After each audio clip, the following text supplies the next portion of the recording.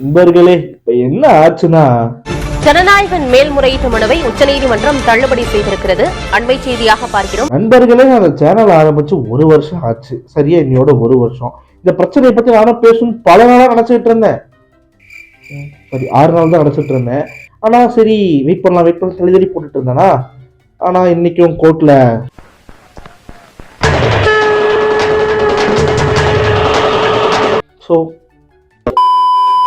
உங்களுக்கு என்னடா பிரச்சனை? அண்ணன் படத்தை வர விட மாட்டீங்களா? இதான் அவருக்கு கடைசி போறோம். இதுக்கப்புறம் சினிமா நடிக்க மாட்டேன், அரசியலுக்கு போயிட்டேன், பிஜேபி இப்படி நான் பேச விரும்பல. இந்த பிரச்சனையை தள்ளி வச்சு ஒரு சீரியஸா பார்க்கணும்னா, சென்சார் போர்டு மேல எனக்கு ரொம்ப நாளா ஒரு வன்மமாக பார்க்கிறார். அதாவது என்ன பிரச்சனைனா, வட சென்னைன்னு ஒரு படம் வந்துச்சு. அந்த படம் வரப்ப நான் திருச்சியில இருந்தேன். அந்த படத்தை பார்க்கணும்ட்டு அந்த படத்தோட டீசர், ட்ரெய்லர், சாங்ஸ், பிஜிஎம் பெரிதெல்லாம் வெயிட் பண்ணிட்டு இருந்தாங்க. ஆனா அந்த படத்துக்கு டிக்கெட் வாங்கினா டிக்கெட் கொடுத்துட்டான். ஆனா உள்ள அலோவ் பண்ணல. ஏன்னா அந்த படம் ஏ சர்டிபிகேட். என்ன அந்த படம் பார்க்க விடுங்க நண்பர்களே. அது என்னதான் சரியா இருந்தாலும் அப்பல இருந்து எனக்கு இவனுங்க மேல ஒரு வன்மை இருந்துகிட்டே இருந்துச்சு.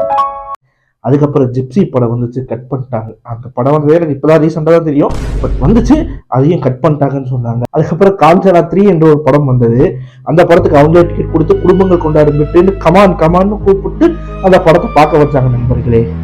பட் சோகம் என்னன்னா, பாந்தி அந்த படத்தோட கண்டென்ட் அப்படி அது அப்படியே பார்ட் 1 மிக்சர் அடிச்சு பார்ட் 3 எடுத்து வச்சிருந்தாங்க. பட் இப்போ யோசிச்சு பார்த்தோம்னா, அந்த படத்துல இருக்க அடல் கண்டென்ட்டுக்கும் அந்த படத்துல இருந்த சம் வாட் எவர், அந்த படத்துல பயமுறுத்துற மாதிரி சீன் இருக்காது, பயமுறுத்துகிறார். பட் அதுக்கு கிளீன் நியூ கொடுத்தாங்க. அதுக்கப்புறம் கொஞ்ச நாள் கழிச்சு மொட்டை சிவா கெட்ட சிவான்னு ஒரு படத்தை, முன்னாடி வந்த படத்தை நான் அப்புறமேட்டு பார்த்தேன். அந்த படத்துக்கு கிளீன் யூ சர்டிபிகேட் வச்சிருக்காங்க நண்பர்களே. அந்த படத்துல இந்த டயலாக் வரும், சென்சாருங்க நாங்க யூ சர்டிபிகேட், உங்களால முடியுமா? முடியாது.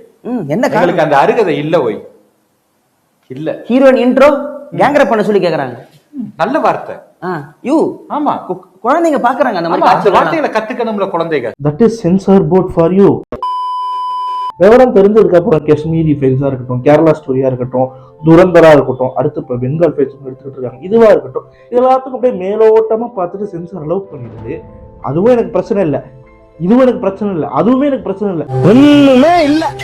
இந்த கோர்ட் ப்ரொசீடிங்ஸ்ல நண்பர்களே, நாங்க சென்சார் போர்டு, நாங்க ரொம்ப ஸ்ட்ரிக்ட், எதுனாலும் சட்டப்படியா நடக்கணும் அப்படின்னு மாறாடுறாங்க நண்பர்களே. காண்டாகுமா ஆகாதா? நீங்களே சொல்லுங்க, காண்டாகுமா ஆகாதா? ஆகுது நண்பர்களே. சிம்பிளா சொல்ற நண்பர்களே, டைரக்டர் ஒரு படத்தை எடுத்து அந்த படம் மூலமா ஆடியன்ஸுக்கு ஏதாவது சொல்ல விரும்பினாருன்னா, அவர் என்ன சொல்ல விரும்பினாருங்கிறத நான் தெரிஞ்சுக்கணும் நண்பர்களே. அது எனக்கு புரியாம போகலாம், பிடிக்காம போகலாம், வாட் எவர் இட் இஸ், அதை நான் தெரிஞ்சுக்கணும். அப்பதான் என்னால ஒரு கான்வர்சேஷனை பில்ட் பண்ற மாதிரியோ, இல்ல இந்த சினிமாவை யூஸ் பண்ணி கொஞ்சம் சொசைட்டியை முற்போக்கா தள்ளிட்டு போறாங்கல்ல, அவங்களால அது பண்ண முடியும். நாயகனாக கேசரிங்கிறாங்க.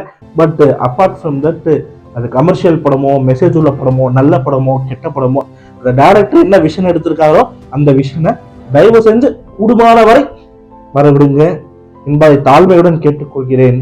நன்றி, வணக்கம்.